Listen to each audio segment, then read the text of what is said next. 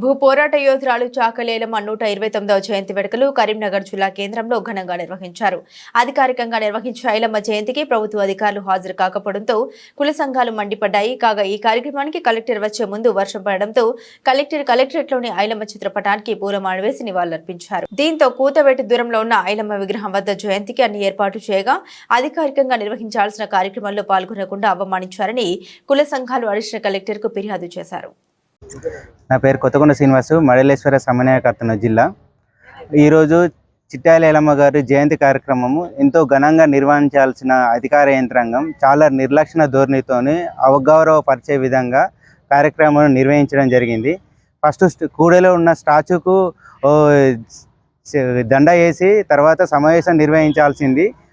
సమావేశ మందిరంలో ఒక ఫోటోకు దండలేసి జస్ట్ కుల సంఘాల ఆధ్వర్యంలో చేసినట్టు ఒక ఫోటో దిగి పంపించడం జరుగుతుంది. ఇది చాలా అగౌరవపరిచినట్టు వీరనారి గారికి మేము భావిస్తున్నాము. ఈ మహిళలో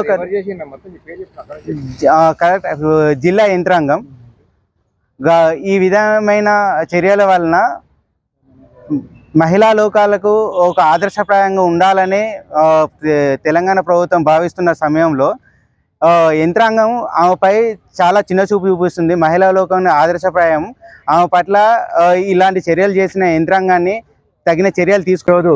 చాకలి ఐలమ్మ జయంతి సందర్భంగా కలెక్టరేట్లో పిలవడం జరిగింది. దానికి మాకు అవగాహన జరిగింది.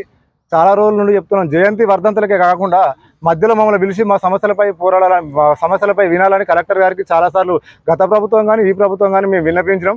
అయినా కానీ ఏ ప్రభుత్వాలు వచ్చినా కానీ అధికారుల తీరు మాత్రం మారతలేదు. ఇప్పటికైనా అధికారుల తీరు మారాలి, అధికారుల యొక్క ప్రవర్తన మారాలి.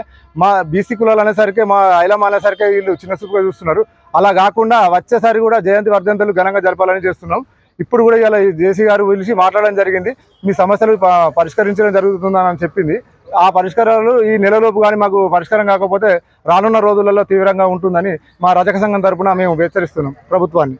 కుల సంఘాలను పిలిచిరు, విగ్రహం దగ్గరికి వెళ్ళాం. స్టార్ట్ ఇక్కడ వీళ్ళు కలెక్టరేట్లో వీళ్ళు ప్రోగ్రామ్ చేసిరు.